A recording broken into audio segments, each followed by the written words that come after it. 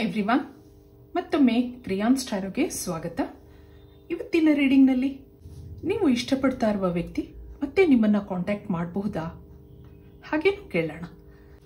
ಹಾಗೆ ಇದೊಂದು candle wax general reading ಆಗಿರುತ್ತೆ. ಕಲೆಕ್ಟಿವ್ ಎನರ್ಜಿನಲ್ಲಿ ಇರೋದ್ರಿಂದ ನಿಮ್ಮ ಲೈಫಲ್ಲಿ ಕ್ಲಾರಿಟಿ ಬೇಕಿದ್ರೆ ಪರ್ಸನಲ್ ರೀಡಿಂಗ್ ತಗೋಬಹುದು. ಹಾಗೆ ಯಾರ್ಯಾರು ನನಗೆ ಸಬ್ಸ್ಕ್ರೈಬ್ ಮಾಡಿದ್ದೀರಾ, ಕಾಮೆಂಟ್ಸ್ ಮಾಡ್ತಾ ಇದ್ದೀರಾ, ಪ್ರತಿದಿನ ನನ್ನ ವಿಡಿಯೋಸ್ ನೋಡ್ತಾ ಇದ್ದೀರಾ, I am grateful to you and lot of thanks. ಈಗ ರೀಡಿಂಗ್ ಏನು ಬರುತ್ತೆ ನೋಡೋಣ. ಒಂದು ನಿಮಿಷ ದೇವ್ರನ್ನ ನೆನೆಸ್ಕೊಳ್ಳಿ, ಹಾಗೆ ನಿಮ್ಮ ಮನಸ್ಸಲ್ಲಿರೋ ವ್ಯಕ್ತಿನೂ ನೆನೆಸ್ಕೊಳ್ಳಿ.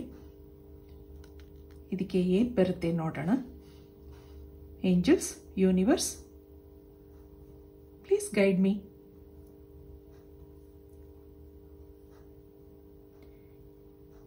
ಇದು ಸೆಪ್ರೇಷನಲ್ಲಿರೋರಿಗೆ, ಕ್ರಷಲ್ಲಿರೋರಿಗೆ, ಒಂದು ಸೈಡ್ ಲವ್ನಲ್ಲಿರೋರಿಗೆ, ಮದುವೆಯಾಗಿ ಮಿಸ್ಅಂಡರ್ಸ್ಟ್ಯಾಂಡಿಂಗ್ಸ್ ಆಗಿ ದೂರ ಆಗಿರೋರಿಗೆ ಎಲ್ರಿಗೂ ಅನ್ವಯಿಸುತ್ತೆ.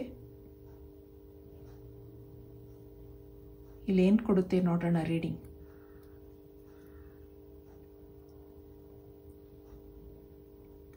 ನಿಮ್ಮ ಮನಸ್ಸಿನಲ್ಲಿರುವ ವ್ಯಕ್ತಿ ಅಥವಾ ನೀವು ಇಷ್ಟಪಟ್ಟಿರುವ ವ್ಯಕ್ತಿ,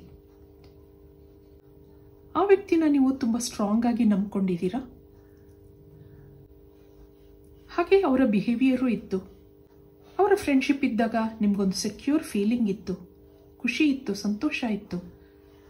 ಹಾಗೆ ಇಬ್ಬರ ಒಡನಾಟ ಡೀಪ್ ಆಗಿ ಬೆಳೆದಿತ್ತು. ಆದರೆ ಈಗೀಗ ನಿಮಗೆ ಏನೇನೋ ಅನುಮಾನಗಳಿವೆ. ನಿಮಗೆ ಅವ್ರು ಸುಳ್ಳು ಹೇಳ್ತಾ ಇದ್ದಾರೆ ಆ ಥರ ಅನ್ನಿಸ್ತಾ ಇದೆ. ಅವ್ರ ಬಿಹೇವಿಯರ್ಲಿ ಬದಲಾವಣೆಗಳಾಗಿದೆ, ಅದೆಲ್ಲ ನಿಮ್ಮ ಗಮನಕ್ಕೆ ಬಂದಿದೆ. ಮೊದಲೆಲ್ಲ ನಿಮ್ಮ ಮೇಲೆ ತುಂಬ ಆಸಕ್ತಿ ಇತ್ತು, ಈಗೀಗ ಅಂಥ ಅಟೆನ್ಷನ್ ಕೊಡ್ತಾ ಇಲ್ಲ, ನೆಗ್ಲೆಕ್ಟ್ ಮಾಡ್ತಾ ಇದ್ದಾರೆ, ಅವಾಯ್ಡ್ ಮಾಡ್ತಾ ಇದ್ದಾರೆ, ಆ ಥರ ಎಲ್ಲ ಅನ್ನಿಸ್ತಾ ಇದೆ ನಿಮಗೆ. ಬೇಕು ಅಂತ ನನ್ನಿಂದ ದೂರ ಹೋಗ್ತಾ ಇದ್ದಾರೆ, ಆ ಫೀಲಿಂಗ್ಸ್ ಇದೆ ನಿಮ್ಮಲ್ಲಿ. ನೀವೂ ಸಾಕಷ್ಟು ಪ್ರಯತ್ನಗಳನ್ನ ಮಾಡಿದ್ದೀರಾ ಈ ಫ್ರೆಂಡ್ಶಿಪ್ ಅಥವಾ ರಿಲೇಶನ್ಶಿಪ್ ಉಳಿಸ್ಕೊಳ್ಳೋಕ್ಕೆ. ಆದರೂ ಯಾಕೋ ಈ ಸಂಬಂಧ ದಿನೇ ದಿನೇ ವೀಕ್ ಆಗ್ತಿದೆ ಅಂತ ಅನ್ನಿಸ್ತಾ ಇದೆ ನಿಮಗೆ. ನೀವೇ ಈ ಕಡೆಯಿಂದ ಎಷ್ಟು ಪ್ರಯತ್ನ ಮಾಡಿದ್ರೂ ಪರಿಸ್ಥಿತಿ ಸುಧಾರಿಸ್ತಿಲ್ಲ ಅನ್ನಿಸ್ತಾ ಇದೆ. ದೇವರ ಮೊರೆ ಹೋಗಿದ್ದೀರಾ, ಮ್ಯಾನಿಫೆಸ್ಟ್ ಇದೆ, ಸ್ಪಿರಿಚುವಲ್ ಎಫರ್ಟ್ಸ್ ಕಾಣ್ತಾ ಇದೆ. ಇಲ್ಲಿ ಕೆಲವರು ಮದುವೆ ಆಗಿರೋರಿದ್ರೆ, ಇನ್ನು ಕೆಲವರು ಮದುವೆ ಆಗಿರೋ ವ್ಯಕ್ತಿನ ಇಷ್ಟಪಟ್ಟಿದ್ದೀರಾ. ಆ ಒಂದು ಮ್ಯಾರಿಡ್ ಎನರ್ಜಿ ಬರ್ತಾ ಇದೆ ಇಲ್ಲಿ. ಯಾವಾಗಲೂ ಈ ವ್ಯಕ್ತಿ ನೆನಪಲ್ಲಿರ್ತಾರೆ. ಎಷ್ಟೋ ಸರಿ ಅವ್ರಿಗಿಲ್ಲದ ಫೀಲಿಂಗ್ಸು ನನಗೇಕೆ ಅನಿಸಿದ್ದೂ ಉಂಟು ನಿಮಗೆ. ಇದೊಂದು ಪಾಸ್ಟ್ ಲೈಫ್ ಕರ್ಮ ಇರಬಹುದು, ಈಗ ನಿಮಗೆ ರಿವರ್ಸ್ ಆಗ್ತಾ ಇದೆ. ಈ ಎಲ್ಲ ನೆಗೆಟಿವ್ ಫೀಲಿಂಗ್ಸ್ ನಿಮ್ಮ ಕೆಲಸ, ಜಾಬ್ ಹಾಗೆ ಮನಸ್ಸಿನ ಮೇಲೆ ಪ್ರೆಷರ್ ಬೀಳ್ತಾ ಇದೆ. ಮಾನಸಿಕವಾಗಿ ದುರ್ಬಲವಾಗ್ತಾ ಇದ್ದೀನಿ ಆ ಥರ ಅನ್ನಿಸ್ತಾ ಇದೆ ನಿಮಗೆ. ಮೊದಲು ಚೆನ್ನಾಗಿ ನಡೀತಾ ಇದ್ದ ಬಿಸ್ನೆಸ್ಸು ಅಥವಾ ನಿಮ್ಮ ಜಾಬ್ ಮೇಲೆ ಇವೆಲ್ಲದರ ಪರಿಣಾಮಗಳು ಕಾಣ್ತಾ ಇದೆ. ಆದರೆ ಆ ವ್ಯಕ್ತಿ ನನ್ನನ್ನು ಕಾಂಟ್ಯಾಕ್ಟ್ ಮಾಡ್ತಾರೆ, ನನ್ನ ಲೈಫಿಗೆ ಬರ್ತಾರೆ ಅನ್ನೋ ಒಂದು ಬಲವಾದ ನಂಬಿಕೆ ಇದೆ ನಿಮ್ಮಲ್ಲಿ. ಒಂದು ಸ್ಟ್ರಾಂಗ್ ಫೀಲಿಂಗ್ಸ್ ಇದೆ ಆ ವ್ಯಕ್ತಿ ಮೇಲೆ. ಯಾವತ್ತಿಗೂ ಆ ವ್ಯಕ್ತಿನ ಬಿಟ್ಕೊಡೋಕೆ ನಿಮ್ಗೆ ಇಷ್ಟ ಇಲ್ಲ, ಹಾಗೆ ಮರೆಯೋಕ್ಕೂ ಆಗ್ತಾ ಇಲ್ಲ. ಇದಕ್ಕೆ ಟ್ಯಾರೋ ಕಾರ್ಡ್ಸಿಂದ ಕ್ಲಾರಿಟಿ ಹಾಗೆ ಅಡ್ವೈಸ್ ಕೇಳೋಣ. ನಿಮ್ಮ ಮನಸ್ಸಿನಲ್ಲಿರೋ ವ್ಯಕ್ತಿ ಜೊತೆ ನಿಮ್ಮ ಸಂಬಂಧ ಮುಂದೆ ಹೇಗಿರುತ್ತೆ, ಏನು ಗೈಡೆನ್ಸ್ ಇದೆ ಯೂನಿವರ್ಸಿಂದ, ಆ ಥರ ಟ್ಯಾರೋ ಕಾರ್ಡ್ಸ್ನ ಕೇಳೋಣ.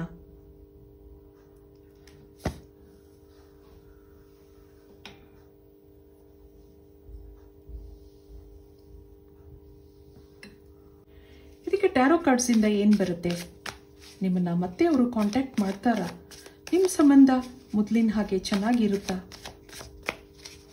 ಕೇಳೋಣ. ಏನು ಅಡ್ವೈಸ್ ಇದೆ, ಏನು ಗೈಡೆನ್ಸ್ ಇದೆ, ಜಡ್ಜ್ಮೆಂಟ್ ಬರ್ತಾ ಇದೆ. ಹಾಗೆ 8 ಆಫ್ ಕಪ್ಸ್, ಮತ್ತೊಂದು 7 ಆಫ್ ವ್ಯಾಂಡ್ಸ್, ಹಾಗೆ ಮ್ಯಾಜಿಷಿಯನ್ ಕಾರ್ಡ್ ಬರ್ತಾ ಇದೆ. ಇಲ್ಲೊಂದು ಏಸ್ ಆಫ್ ಪೆಂಟಕಲ್ಸ್, ಮತ್ತೊಂದು 9 ಆಫ್ ಸಾರ್ಟ್ಸ್. ಇಲ್ಲೊಂದು ಸನ್ ಕಾರ್ಡ್ ಇದೆ, ಹಾಗೆ 3 ಆಫ್ ಪೆಂಟಕಲ್ಸ್ ಬರ್ತಾ ಇದೆ.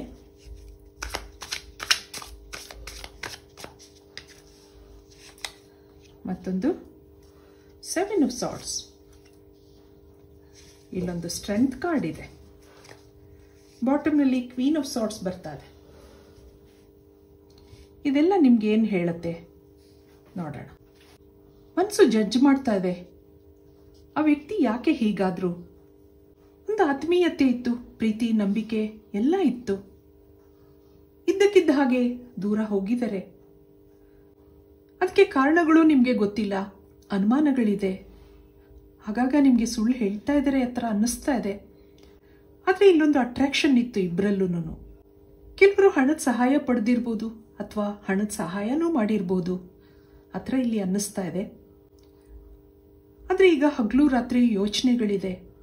ನಿಜವಾಗ್ಲೂ ನಾನು ಮೋಸ ಹೋದ್ನಾ ಅನ್ನೋ ಭಾವನೆ ಇದೆ ಕೆಲವರಿಗೆ ಇಲ್ಲಿ.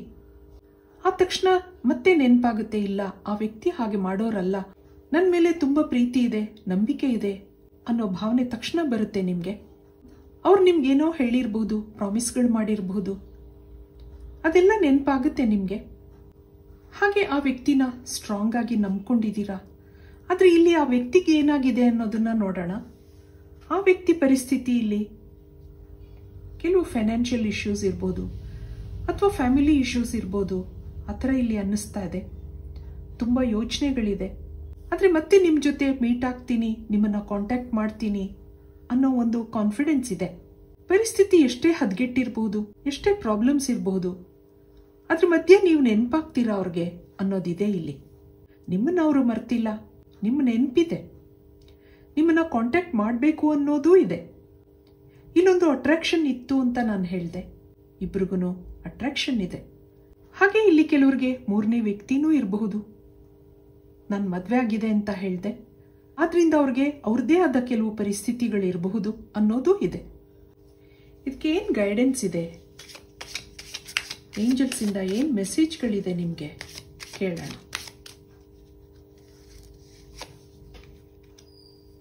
ಇಲ್ಲೊಂದು get to know each other, ಮತ್ತೊಂದು ಫೋಕಸ್ ಆನ್ ಲವ್, ಮತ್ತೊಂದು ಸ್ಲೋ ಡೌನ್,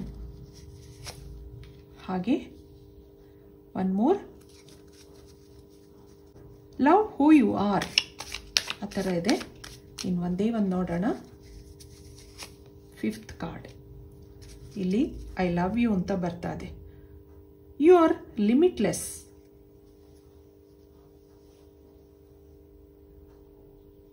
ನೀವು ಅವ್ರಿಗೆ ತುಂಬ ಬೇಕಾದವರಾಗಿದ್ದೀರಾ, ತುಂಬ ಇಷ್ಟಪಟ್ಟಿದ್ದಾರೆ ನಿಮ್ಮನ್ನ. Get to know each other, ಹಾಗಾಗಿ ಅವ್ರ ಪರಿಸ್ಥಿತಿನ ಅರ್ಥ ಮಾಡ್ಕೊಳ್ಳಿ ಅನ್ನೋದಿದೆ ಇಲ್ಲಿ. ಒಬ್ರಿಗೊಬ್ರಿಗೆ ಅರ್ಥ ಮಾಡ್ಕೋಬೇಕು ಅನ್ನೋದಿದೆ. ನಿಮ್ಗೇನು ಬೇಕು, ನೀವು ಸಂತೋಷವಾಗಿರ್ಬೇಕಲ್ವಾ, ಆದ್ರಿಂದ ಅದ್ರ ಕಡೆ ಗಮನ ಕೊಡಿ ಅನ್ನೋದಿದೆ. ಈ ಪರಿಸ್ಥಿತಿನಲ್ಲಿ ಸ್ಲೋ ಗ್ರೋತ್ ಇರಬಹುದು. ಅಲ್ಲಿ ತನಕ ನಿಮ್ಮ ಮೇಲೆ ನೀವು ಗಮನ ಕೊಡಿ, ನಿಮ್ಮ ಪರಿಸ್ಥಿತಿಗಳ ಮೇಲೆ ಗಮನ ಕೊಡಿ. ಅವ್ರ ಪರಿಸ್ಥಿತಿ ಸುಧಾರಿಸಿದ ಮೇಲೆ ಅವರು ತಾನಾಗಿ ನಿಮ್ಮನ್ನ ಕಾಂಟ್ಯಾಕ್ಟ್ ಮಾಡ್ತಾರೆ ಅನ್ನೋದಿದೆ. ಇಲ್ಲಿ ಫೈನಲ್ ಆಗಿ ಐ ಲವ್ ಯು ಹೇಳ್ತಾ ಇದ್ದಾರೆ ನೋಡಿ. ಇಬ್ಬರಲ್ಲೂ ಅಟ್ರಾಕ್ಷನ್ ಇದೆ, ಮತ್ತೆ ನಿಮ್ಮನ್ನ ಕಾಂಟ್ಯಾಕ್ಟ್ ಮಾಡ್ತಾರೆ, ನೀವಿಬ್ರು ಮತ್ತೆ ಕನೆಕ್ಟ್ ಆಗ್ತೀರಾ ಅನ್ನೋದಿದೆ ಇಲ್ಲಿ. ಇದು ಇವತ್ತಿನ ರೀಡಿಂಗ್ ಆಗಿರುತ್ತೆ. ನನ್ನ ರೀಡಿಂಗ್ ಇಷ್ಟ ಆಗಿದ್ರೆ please like, share and subscribe. Be happy always.